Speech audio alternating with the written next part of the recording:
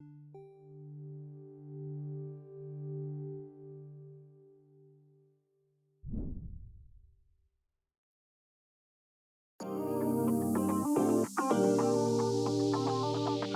I'm Sam, an undergrad media and film studies student.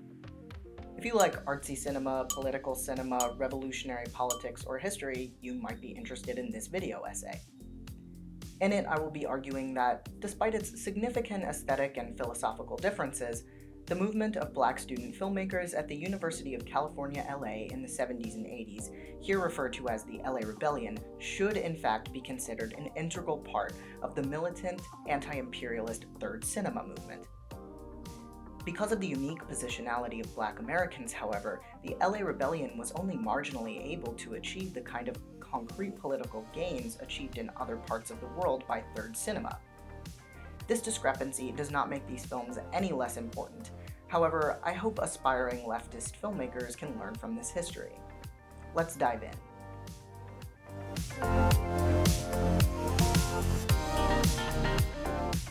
As defined by multiple theorists, but particularly Argentinian filmmakers and revolutionaries Fernando Solanas and Octavio Hitino, Third Cinema is more of a prescriptive political program than an art movement. Closely related to Brazilian cinema novo, Garcia Espinosa's imperfect cinema, and other film movements, Third Cinema was initially theorized by Latin Americans, but practiced worldwide. Marrying various socialist tendencies such as left Peronism with film production, distribution, and theory, Solanas and Hitino outline a compelling manifesto for an already burgeoning filmic wave in their text Toward a Third Cinema. In it, they emphasize the need for films that decolonize both the mind and material conditions by provoking not only thought but real revolutionary action. Side note, what is decolonization? The term is thrown around a lot in academic and liberal or leftist spaces to the chagrin of some. It can refer to literally throwing off the yoke of a colonial power, like the Haitian Revolution, which won independence from France in 1804, opposing the European cultural and ideological dominance that comes with colonization by centering non-Western histories and lifeways, shifting the balance of power so that formerly colonized peoples have more agency, basically just healing from the destruction of colonialism in whatever ways possible. This is integral to the mission of Third Cinema, and of course one cannot mention decolonizing without a shout out to Frantz Fanon, the OG of decolonial theory. Whereas films churned out by the Imperial Core are at worst capitalist colonialist pig propaganda and at best, quote, the progressive wing of establishment cinema, end quote, Third Cinema presents the exact opposite model of filmmaking. It calls for, quote, transformation from mere entertainment into an active means of de-alienation, end quote. The first element of Third Cinema is its militant stance against the dominant cinema culture of the imperial nations, primarily that of Hollywood. Thus, Solanas and Hitino encourage the breaking of Hollywood-style film language and conventions. Third Cinema differs in form not only because of conscious aesthetic rebellion, though this is an important aspect of, quote, developing a culture by and for us, end quote, but also due to the vastly different material conditions under which these films are made. It is shot on location, guerrilla style. Decentralization is encouraged in production through distribution. All crew members should have a well-rounded knowledge of all the equipment rather than a hyper-specialized role to maintain adaptability. Secrecy is needed. These are revolutionary after all, and it must be made on a shoestring budget. Not only is the Third Cinema guerrilla filmmaker invested in smashing the filmic and cultural norms imposed by the colonizer, they are also invested in building a new revolutionary Third Cinema as part of a new revolutionary culture. Quote, the cinema of the revolution is at the same time one of destruction and construction.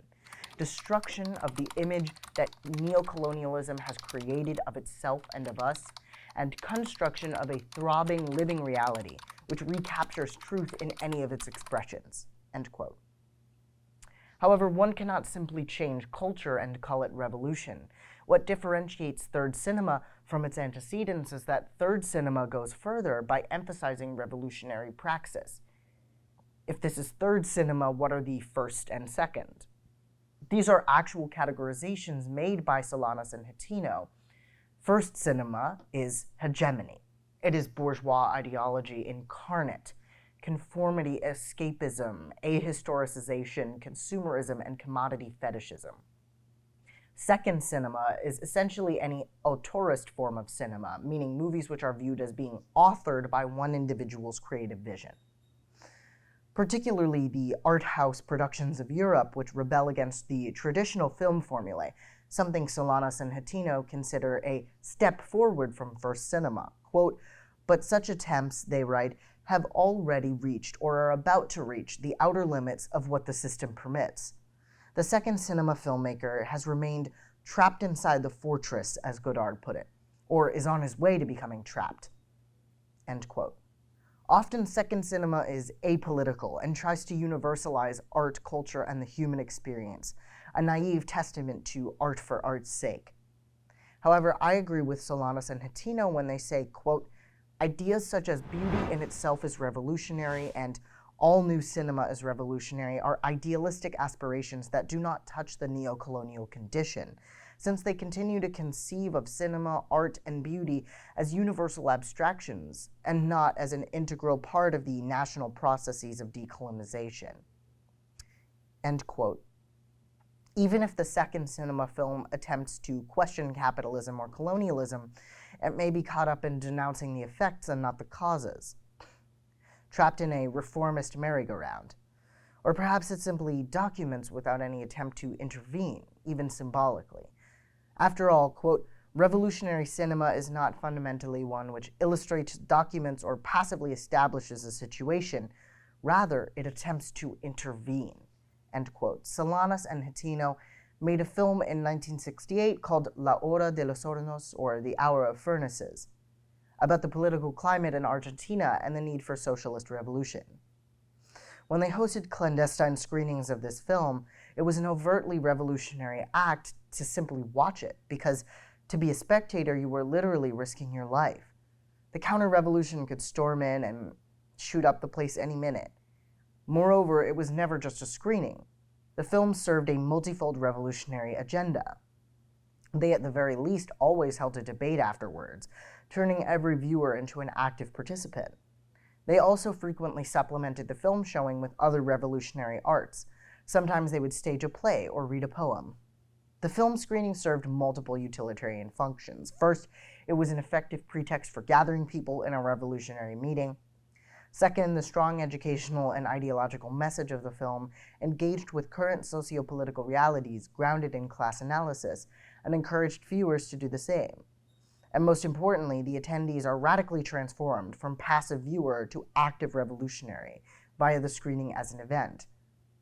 To quote Ella Shohat and Robert Stom, "Rather than vibrating to the sensibility of an auteur, the spectators are encouraged to author their own collective narrative. Rather than placing a hero on the screen, the film suggests that the audience members are history's real protagonists. Rather than a place of regression, the cinema becomes a political stage on which to act." In some cases, these screenings would even directly lead to revolutionary actions, such as demonstrations. As you can see, third cinema is more than artistic rebellion. It is truly a cinema of action. So back to the initial question, can we make third cinema here in the belly of the beast, in the most imperialist of imperialisms, the settler state of the USA? Solanas, Hatino, Tashome Gabriel, and other third cinema theorists would say, yes. Directors in the first world can make third cinema if it is aligned with global anti-imperialist decolonial struggles. Side note, I will be saying first and third world not as any sign of hierarchy or condescension, but because this is the language used by these revolutionaries. It is a show of solidarity with the third worldist Marxist position that emphasizes decolonial struggles in the global south as the world's path to liberation. What are some examples of third first world cinema then? Today we'll be examining the film movement labeled by film scholar Clyde Taylor as the LA Rebellion.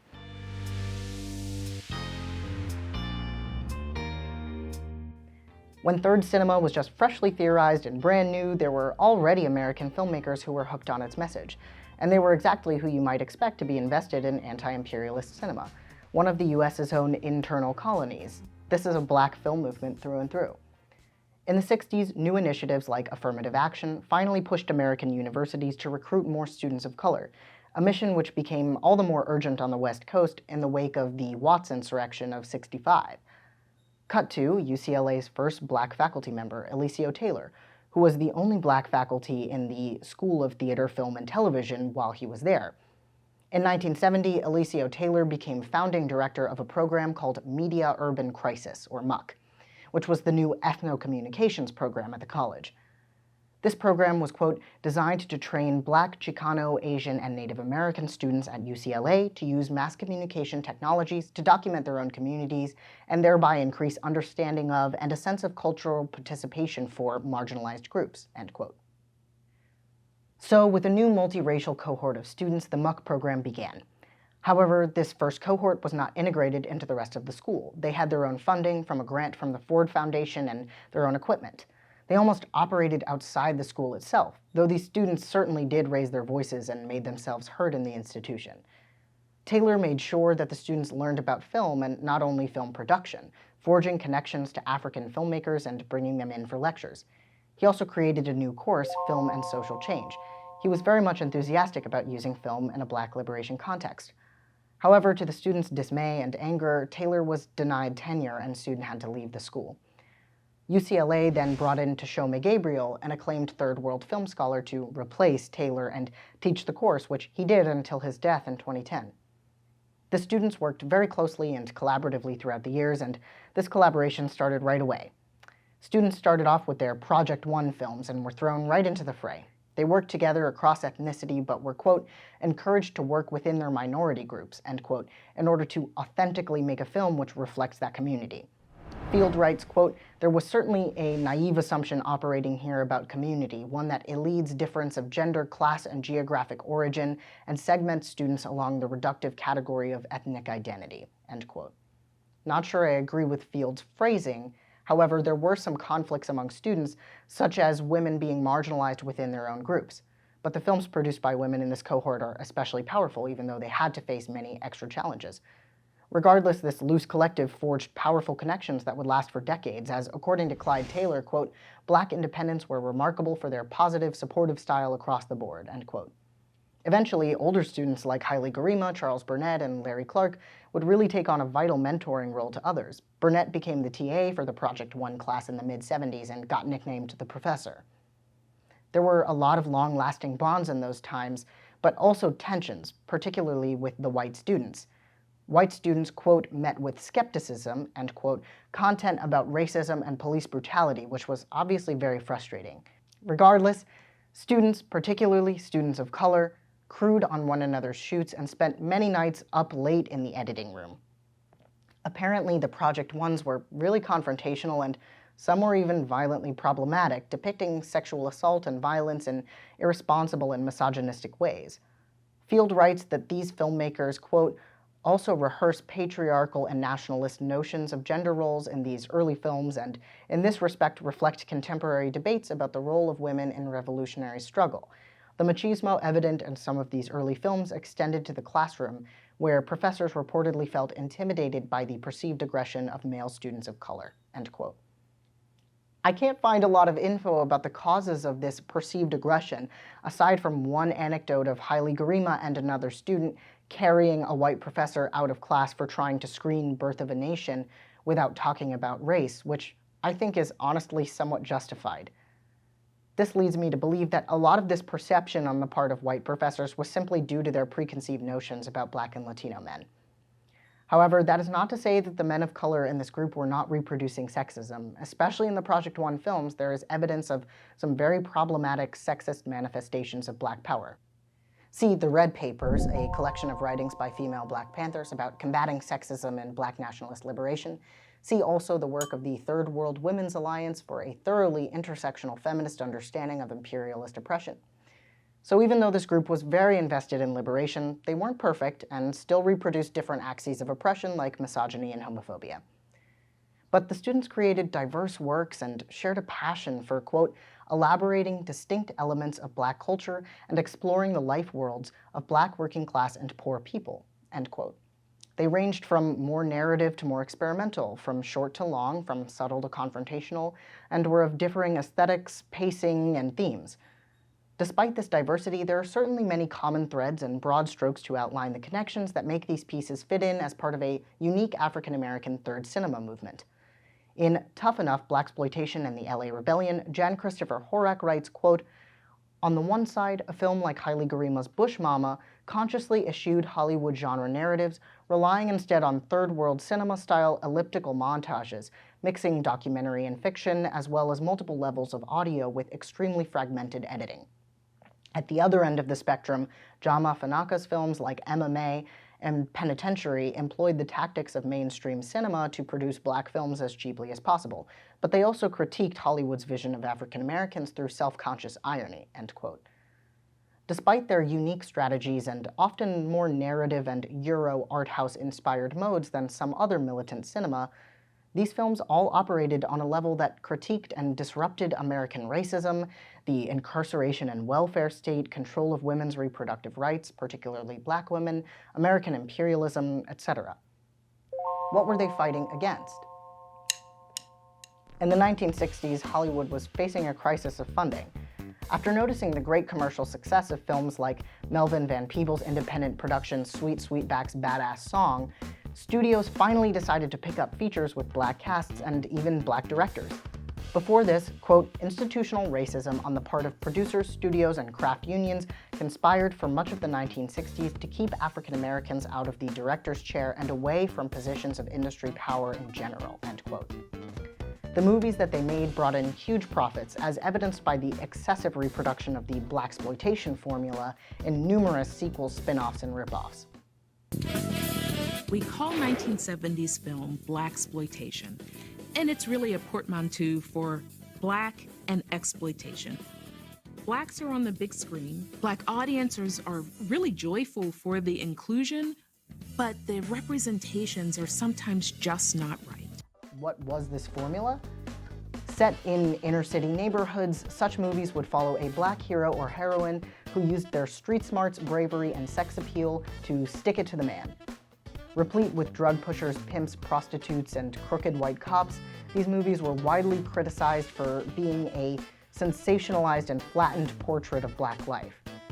Christopher Sieving asserts that the new sex and violence formula was more commercially viable than black cinema prior to the 70s, which was too artsy, political, or confused about its audience. Movies like Shaft, directed by Gordon Parks, and Superfly by Gordon Parks Jr., showed their badass, super stud protagonists kicking ass and seducing their way through life, getting the one-up on white mobsters, politicians, and cops, all to a groovy as hell soundtrack. They're criticized for promoting a toxic interpretation of black masculinity, glamorizing drugs and ghetto life, and treating their female characters as sexy props, among other things. Though there were female equivalents in the genre, in the form of franchises like Foxy Brown and Cleopatra Jones, both directed by men, wherein the strong and, of course, sexy black women protagonists get revenge on both oppressive white establishments and also local drug dealers whom they believe are preying on their own communities. If I ever hear of you selling so much as a cough drop, I'm coming down on you so hard. Though these movies were widely enjoyed, there was also a lot of backlash. There was a big opposition effort headed by groups like People United to Serve Humanity, Congress of Racial Equality, and the NAACP. In a quote from an Ebony article, quote, "Junius Griffin, president of the Beverly Hills Hollywood NAACP, describes Superfly as an insidious film which portrays the black community at its worst. It glorifies the use of cocaine and casts blacks in roles which glorify dope pushers, pimps, and grand theft," end quote. Now, that's a statement coming from an organization often criticized for its liberal reformism and politics of respectability. On the other hand, it seems like the Panthers' initial reaction to Sweetback was indeed a positive one. Huey P. Newton, Minister of Defense of the BVP, even wrote a whole article about it, saying that, quote, "it is the first truly revolutionary black film," end quote. So blaxploitation was more complex than the simple economic exploitation of black audiences and the proliferation of stereotypes. Increased inclusion and compensation of creative black filmmakers in the industry is a positive consequence of the blaxploitation cycle.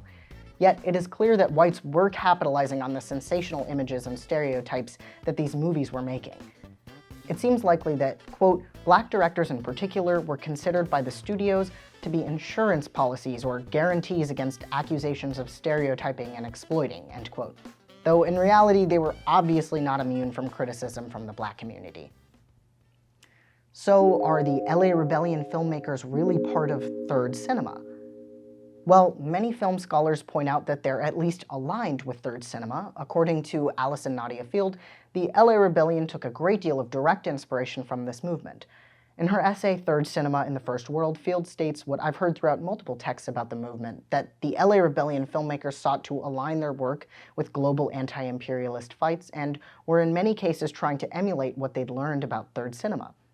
It's interesting, though unsurprising, that the filmmakers espoused such global solidarity with anti-imperial struggles, given the often hyper-localized nature of these works. In the words of Alessandra Rango, quote, "The LA Rebellion produced a cinema profoundly engaged with its local community.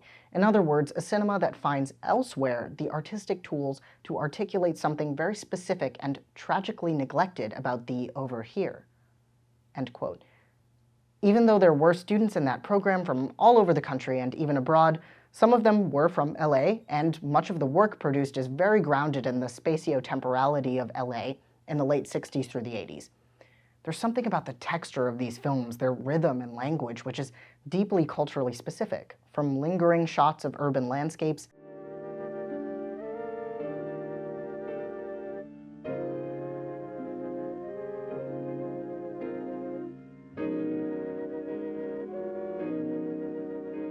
to carefully curated soundtracks to simple, quiet moments in the characters' daily lives.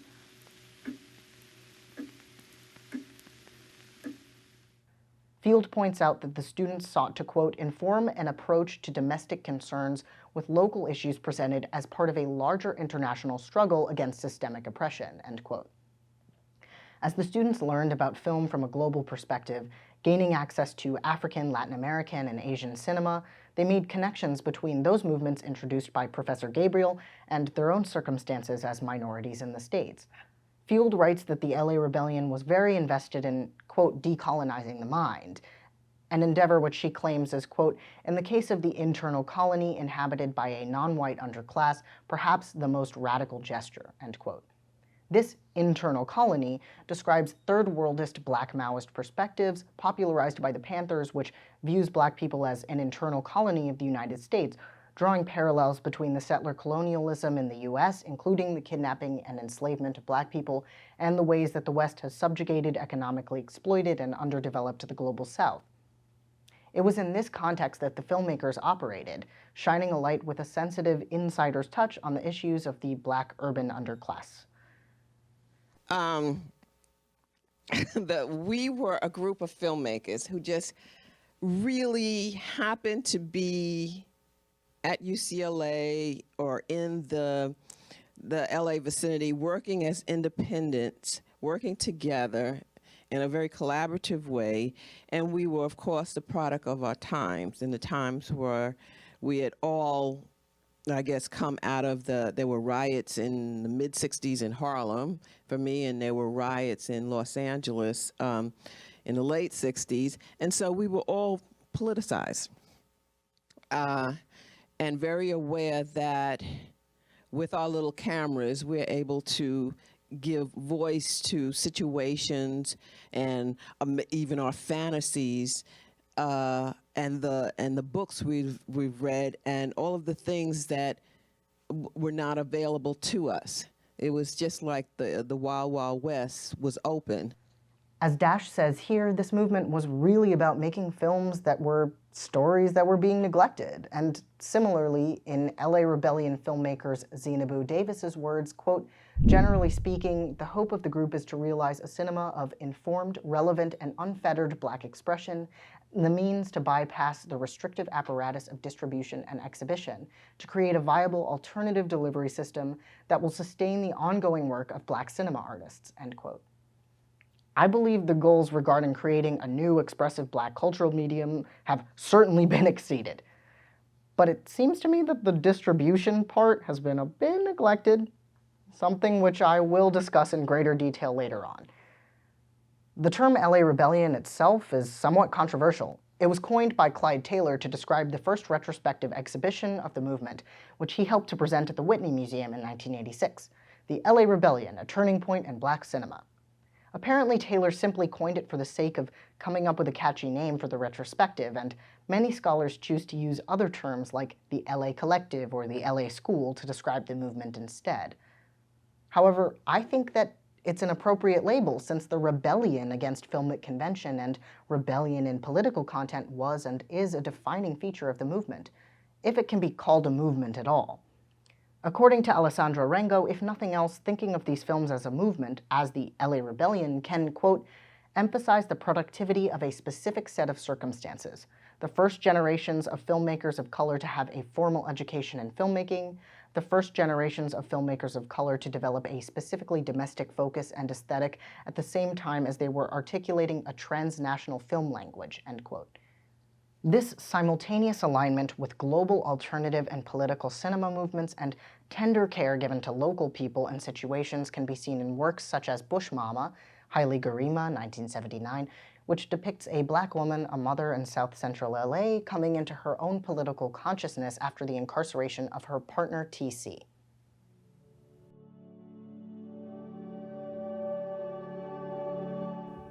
Truly cemented in the rebellion's canon, Haile Gerima's Bush Mama, 1979, is a strong example of the revolutionary tenets of third cinema at work in both form and theme. Formally speaking, Bush Mama is a unique interjection with its cacophonous, non-diegetic soundscapes, disjointed, dreamlike sequences, and non-linear storytelling. Verification, welfare payments, training allowances, child Raise your right hand. All right, please raise your right hand. I solemnly swear or affirm that the statements made herein are true and correct. The statements made herein are true and correct. Best Sign on the line.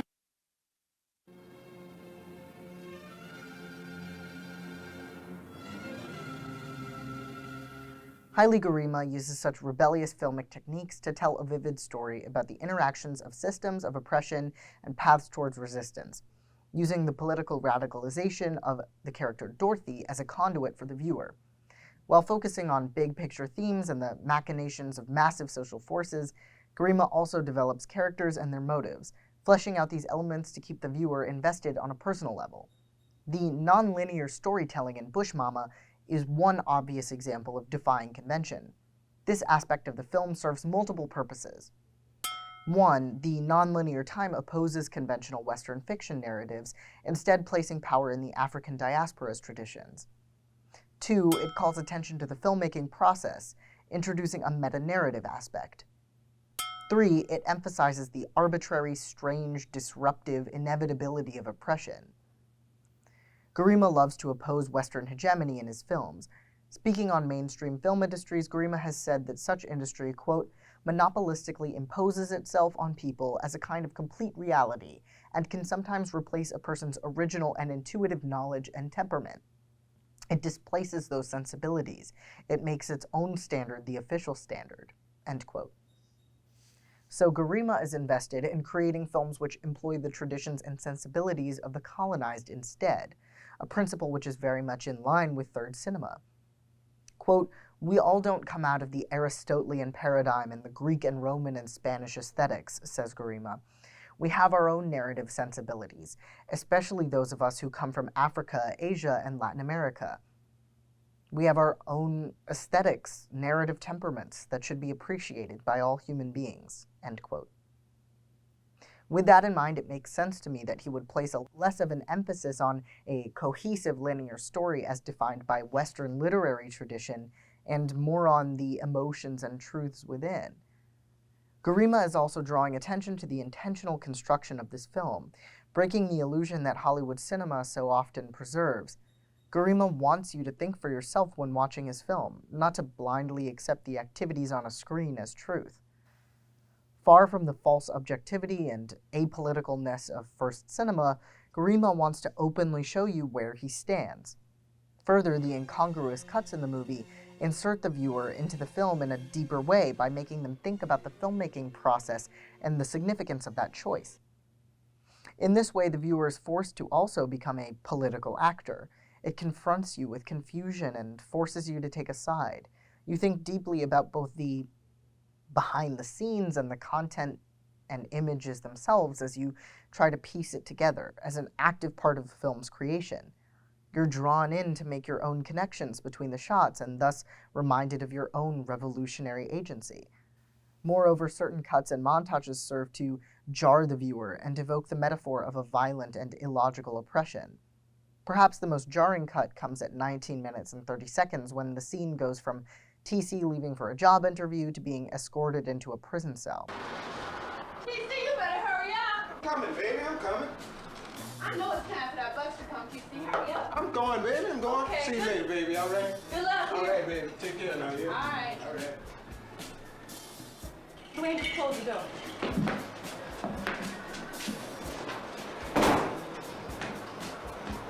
They looking. I know that bus is coming. I bet he missed it.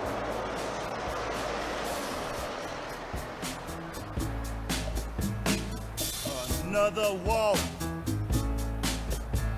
down these prison halls. Another walk down these prison halls. This cut works on a few levels. Firstly, it's a popping of the bubble that was starting to form of hope and faith in the neoliberal American dream when we thought TC might get a job and make things better.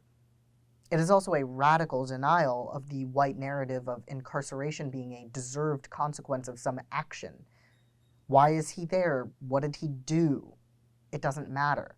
It's unfortunately just the way this system works, funneling black folks into jail. There doesn't need to be a reason.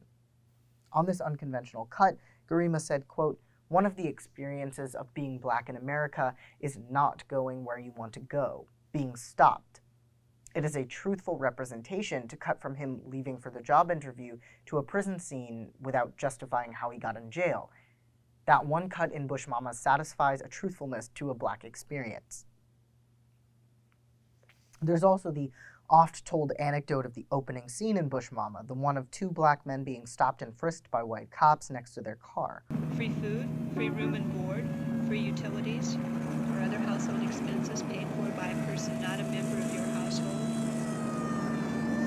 Do you receive income from any of the following? Unemployment insurance, disability Do you and your spouse reside together? Is all or a portion of your spouse's income deposited in a joint checking account, savings account, your spouse's separate account, or your separate account? Is it turned over to you to use your family expenses, or is it all kept by your spouse? Any other retirements or Have you ever received non-cash gifts, such as free rent or free housing, free food, free room and board, free utilities, free household bills? anything else? For your cash allowance to a person seeking unemployment insurance, disability, How much a month do you pay for child care? veterans residence, military allotments, rental rooms? Do you and your spouse reside together? Now, I would not have known, if not for reading about this movement extensively, that this was in fact director Haile Garima and a crew member on the shoot being stopped, presumably for being black and having film equipment. I don't know if everyone who saw this film was privy to this information when it was released back in the day, nor does it really matter. However, this scene is a deeply ironic and perfect encapsulation of the absurd and evil policing of black people in LA that they were talking about in this film. In terms of its exact politics, the film has been read differently by various film scholars. For instance, Casey Shoup contests Mike Murashige's reading of the film with regard to TC and Dorothy's relationship, arguing that TC is not, as Murashige claims, acting chauvinistically in his letters. In his essay, Haile Garima and the Political Economy of Cinematic Resistance, Murashige asserts that Dorothy's political awakening is indeed catalyzed by her partner and is caused in part by her partner's letters to her from prison. However, her own experiences are also foregrounded as essential in the formation of her worldview. To him, Garima presents many different narratives for Dorothy to draw from when constructing herself and her unique relationship to power and resistance. Dorothy's friend Molly represents the ignorant mindset of victim blaming and misdirected anger as she rants about black people going crazy. Personally, I don't know no white folks. Ain't but a handful of times I run across any. It's the niggas that's gone crazy, bullshitting, backbiting, and killing each other.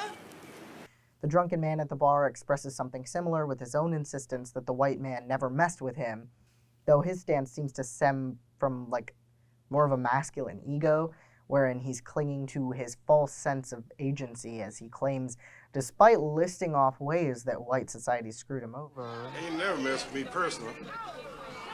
They know if they mess with me, I whip their ass right off the face of the earth. On the other hand, TC provides a useful critique of capitalism and its relationship with racism and colonialism. They don't give a damn if one stays blind, since that is death within itself and don't pose the threat to the decadent society. But once you start to see, baby, the light, the truth, then they cut it by shooting you down. The young Angie provides a fresh and enthusiastic revolutionary spark. But I bet if all us mad folks unite, like the Indians, Chicanos, the blacks, the Asians, we shape up the white folks, and they have to act differently. And Simi provides connection to community with her experienced black feminist view of organizing built on bonds of kinship. Murashige asserts that TC becomes more depersonal, even condescending with his increasingly preachy and abstract letters. Dorothy cannot see her own experiences reflected in TC's critique, which is narrow and even chauvinistic. In the end, it takes hearing Simi, a black woman organizer, discussing community, for Dorothy to really connect this analysis of oppression with her own experiences and begin to take up resistance. There's police violence, cultural violence. We see all these things. But before anything ever is going to happen, we got to have some calculation. You know, the thing that really, really makes me sad is we don't have enough awareness about our past folks. We don't know enough about them. And we need to know these things. We need to know them, and we need togetherness, we need to get calculation, because that's the only way it's going to work for us, is to be together. And it's not just you, and not just the folks next door. It takes all of us. You and your daddy and me. It takes all of us. We got to have togetherness. We got to have calculation. That's the only way it's going to work. However, Shoup attributes TC's less tender and personal letters to the process of incarceration and not to any unfeminist failings. Shoup writes that, quote, the chauvinism that Murashige reads into TC's monologue should be attributed more directly to the process of penalization itself. Tenderness is precisely what incarceration threatens to kill, end quote. Shoup also disagrees with Murashige's interpretation of the framing choices as indicating TC feeling threatened by a black woman's agency, instead claiming that it simply serves to reinforce the atmosphere of state control over TC. What Murashige fails to mention when pointing out the distance between Dorothy and TC is the obvious, the role of state violence. It seems like because he doesn't mention this, Murashige is implying that TC is pushing Dorothy away because of some kind of male chauvinism or some personal choice. In so doing, he unintentionally imbues TC with far too much agency here, and also, in my opinion, misinterprets Dorothy's reactions. Perhaps, or despite because of the multiple simultaneous narratives and complexities in Bush Mama, it is still a third cinema film. For one, Garima clearly constructs his works with third cinema in mind. Garima discusses the influences he had, which are overwhelmingly from third world cinema. Furthermore, he discusses his intention to decolonize culture, just like Solanas and Hatino discuss in their writings. It's not black people only. Non-whites need to see images that they too can come up with idea. They're not passive spectators of white invention only, which decapitates the nerve endings of, individual kids. As his investment in countering racism and imperialism in culture and his explicit alignment with decolonial Global South film proves, Garima is a third cinema practitioner according to most definitions. Not only does Bush Mama point out the negative conditions inherent in colonial capitalist ghettoization of black Americans, it also attempts to intervene. Dorothy is not only a surrogate for the viewer's own challenged reality, Dorothy is more than a symbol. She's neither a passive victim nor a two-dimensional agential muse of revolutionary masculinism, which black women are so often made into. However, this deeply human character does inspire the viewer's own parallel journey to political consciousness. The film asks, demands that the viewer reckon with what's on screen, just as Dorothy took things into her own hands when she killed the policeman who was raping her daughter. The final shot of Bush Mama is a realization of Dorothy's character growth, as well as the most explicit call to action in the film. After rack focusing between the poster of the Angolan freedom fighter with her baby in one arm and gun in the other, and Dorothy, drawing obvious parallels between Dorothy's revolutionary act to defend her daughter and decolonial struggles abroad, it turns to a freeze frame on Dorothy's face. Then we hear a monologue, a letter written from Dorothy to TC, in which she stresses the importance of self-education. I have to get to know myself, to read and to study. But also communication and tender, loving bonds of kinship within the revolutionary struggle. Dorothy finally answers TC's preaching with her own voice and calls on him to consider other people's experiences when talking politics. Talk to me easy, TC, 'cause I want to understand. It's not easy to win over people like me. There's a lot of people like me, and we have many things to fight for just to live. But the idea is to win over more of our people. Talk the same talk, but easy, TC. Especially with the final shot, Bush Mama goes beyond simple critique, offering paths of resistance via community organizing, political education, defending one another against oppressors, and revolutionary love. Bush Mama is a pretty different film from La Hora de los Hornos, though, so it's worth discussing variations within third cinema. I think that Michael Martin's concept of cine memory, the constant rewriting of history and present, works well to classify the different substrains of third cinema, and to prove that the LA Rebellion was truly third and not second cinema. However, it's worth noting that many writings complicate and dispute the category of third cinema. Maybe I'm miscategorizing according to some theorists. Critical of Tishome Gabriel's definitions and overdetermination of third cinema, Anthony Gunaratney writes that, quote, "The slippage between second and third cinema in those original statements enables Gabriel to cite as examples of third cinema many films that more comfortably fit into Garcia Espinosa's category of imperfect cinema than into Solanas and Hitino's third cinema," end quote. And yet, according to Paul Williman, third cinema's diversity should be emphasized. The theorists of third cinema apparently spoke of, quote, "the historical variability of the necessary aesthetic strategies to be adopted," end quote. Different strategies to accomplish similar political goals. Thus, it could be argued that the minute differences that determine what is and what is not third cinema may come down to a film's reception rather than its creation. Quote, "A dialogical relation exists between modes of authorial address and modes of reception." Perhaps then it is the context of the screenings and distribution that determines whether or not these movies are really third cinema. If they're siloed within the Academy, presented as an artistic diversion for the intelligentsia to critique in the parlors of the global north, these films are not serving their purpose as catalysts for change. In my opinion, despite the focus on culture and narrative, as opposed to explicit political purposes in many of the LA Rebellion films, they still broadly meet the objectives of third cinema and do, in fact, in their own way, accomplish one of the most important defining features of third cinema, intervention. According to Martin, quote, "Class 2 cine memory works to recuperate the past and in the service of renewal, identity, culture, and nation, and infers comparisons between historical struggles," end quote. Films like Bush Mama do this, but it's even more accurate to the films which have less of an overt call to political action, such as Cycles by Zainabu Irene Davis or The Diary of an African Nun by Julie Dash. So let's discuss Julie Dash's The Diary of an African Nun and how it too is third cinema. Diary is adapted from an Alice Walker story of the same name. Set in Uganda, it follows a nun who is experiencing conflicting emotions about her cultural role and allegiance, incurring a crisis of faith. Here's a bit of an interview with Julie Dash about the making of this film. And this particular story about a black nun in Africa, shrouded in whiteness and working as a tool of the missionaries, but leading a very austere, barren, tormented life. It was a very unique story, and it was it had a very special quality about it.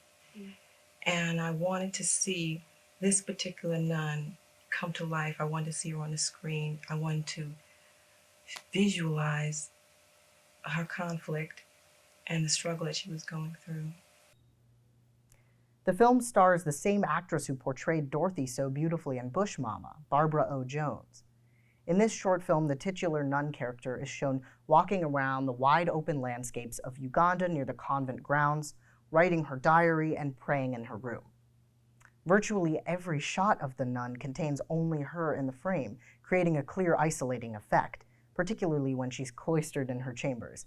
The use of extreme wide shots and close-ups both serve to underscore the nun's feelings of disconnection and entrapment. In one shot, a girl frolics over to join her family, and they walk with their arms around each other away from the camera.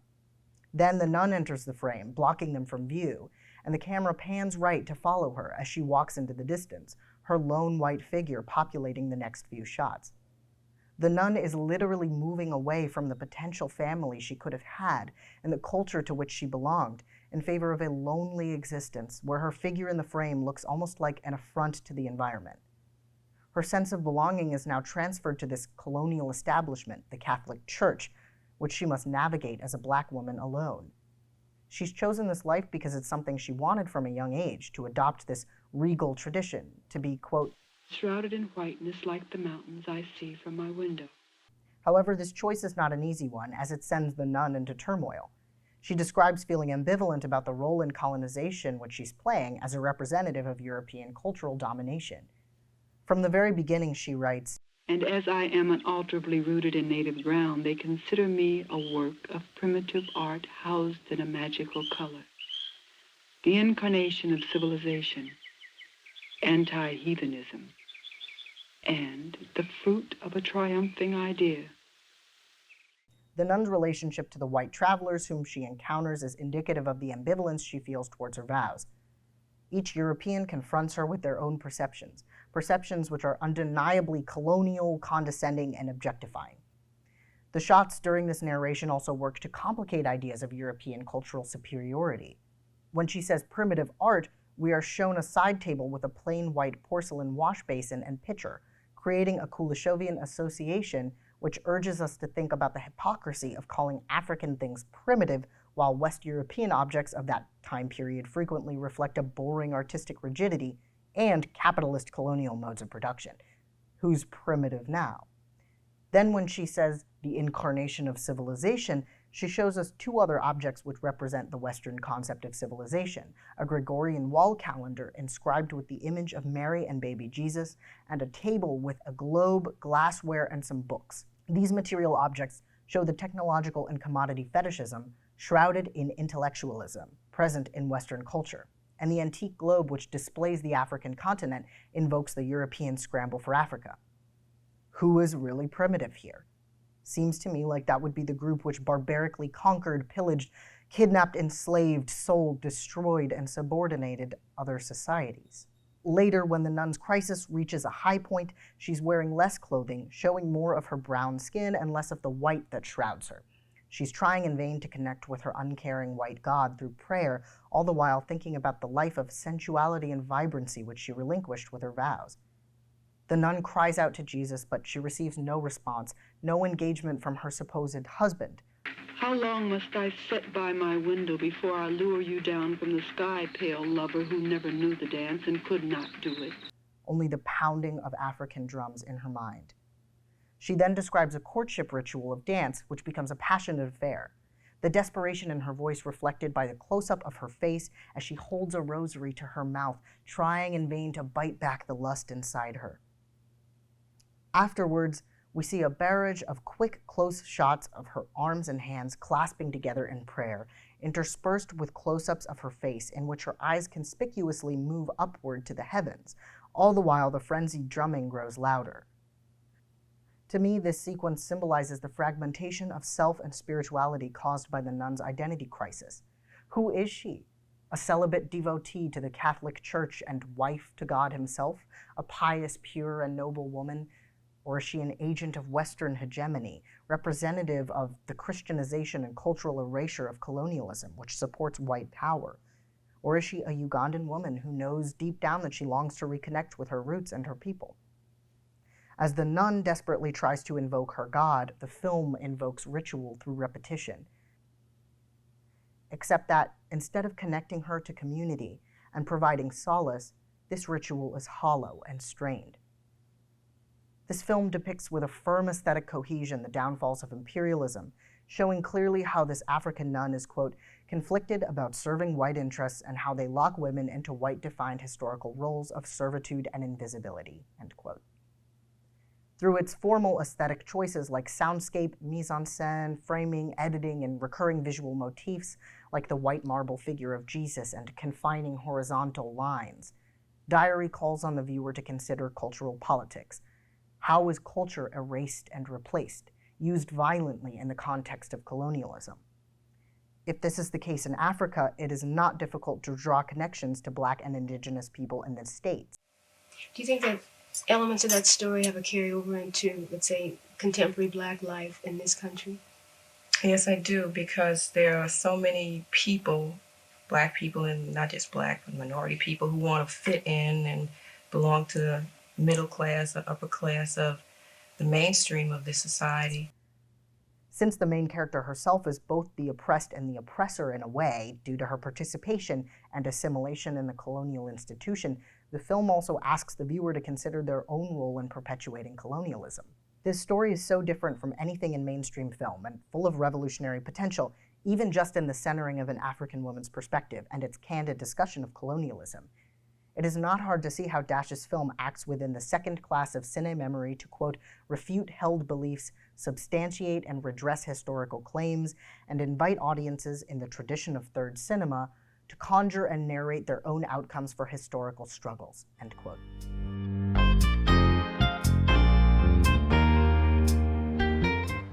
Distributional critique. I'm not gonna sit back here from my ivory tower and tell you that these revolutionary filmmakers didn't do enough to get their films out there or that they failed in any way.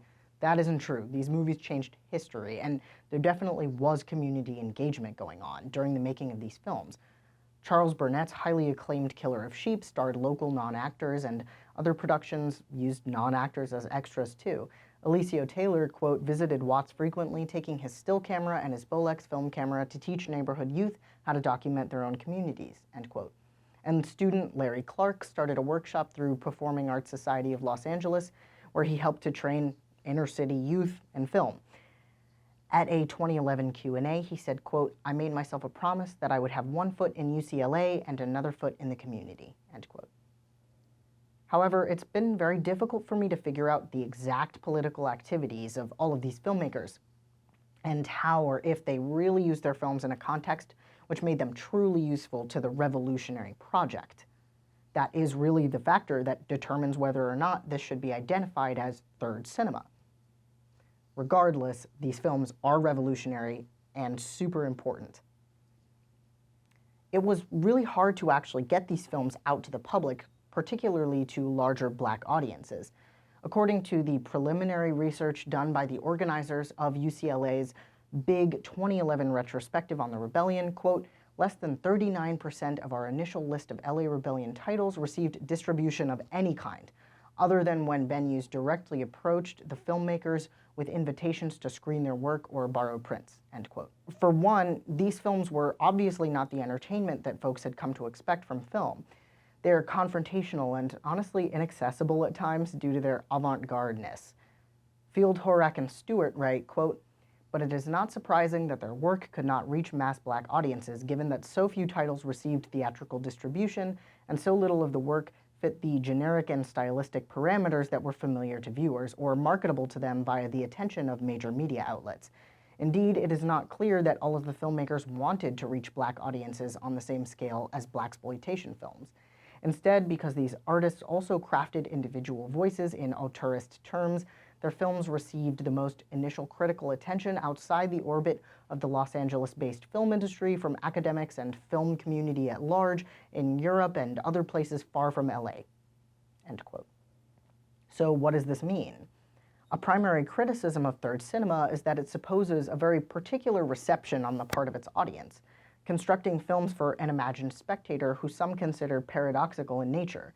At the same time, this imagined spectator is assumed to be depoliticized, in need of lessons about class consciousness, and simultaneously appreciative of and receptive to the strange and oppositional aesthetics in which the films operate.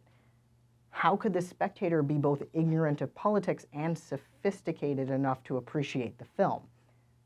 I think this is somewhat of a contradiction. However, we must also avoid condescension here. I'm sure there are people who have not yet made the formalized connections between their own condition and these larger systems of oppression, or have simply been too timid to act, but are primed to do so if only given the vocabulary or that extra push.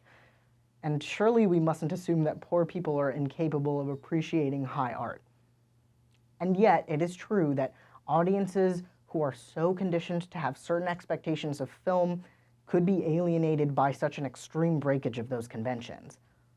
According to Gunaratne and Dissanayake, quote, "Not unexpectedly, the audiences who responded to the aesthetics of third cinema were already familiar with its political motivations.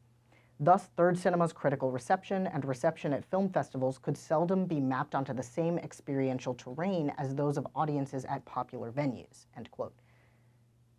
Confining third cinema to festivals, academia, and artsy cinephilic annals can hardly be a good thing, since the whole point of third cinema is to be a tool of concrete decolonization and radicalization, a weapon of the revolution.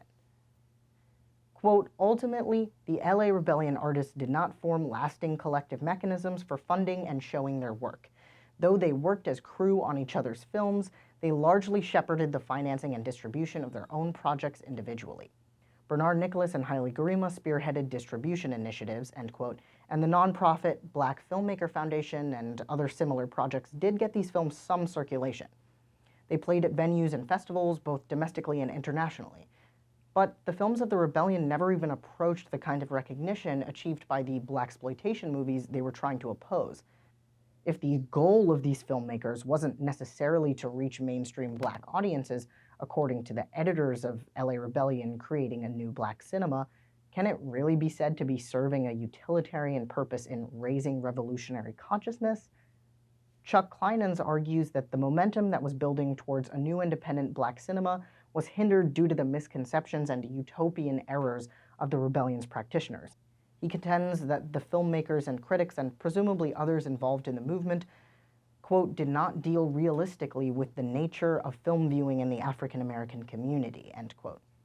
They were understandably very opposed to replicating the tropes and conventions perpetuated by the Hollywood machine, and therefore avoided sports, music, comedy, and mainstream entertainment strategies which may have made their work more marketable.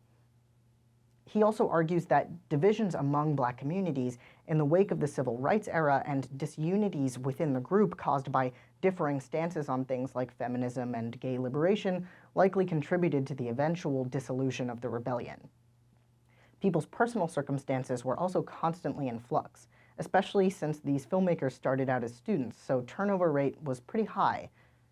Ultimately, there are many reasons why the LA Rebellion folks did not necessarily widely disseminate their films or create a lasting platform for indie Black cinema, though of course there are always thriving Black artists creating wonderful indie films, like multimedia artist Colleen Smith, who exhibits her work in galleries across the country today. However, decades later, after these films have had a chance to permeate film studies and even get a tiny taste of mainstream recognition, I do think that there are long resonating successes. I would like to acknowledge the countless hours of hard work done by the academics and alums of this movement to preserve the films and get them out there into the world. In 2011, for this massive LA Rebellion retrospective, a group of passionate folks put together a book, the primary reference text for this essay, a website, a series of interviews, restored the films, and toured these films around the country. Though the revolutionary messages seem to have been dulled a bit by the grindstone of academia, I think that perhaps this second life is the closest thing these films ever got to third cinema distribution. Alessandra Rango discusses the methodology of touring these films, particularly in the South, emphasizing the context of their viewing. She says that because the LA Rebellion, quote, "demands a collectivity at the point of reception," end quote, the group tried their best to not only deliver the films, but to provide context for them and make sure that audiences were able to engage and process them.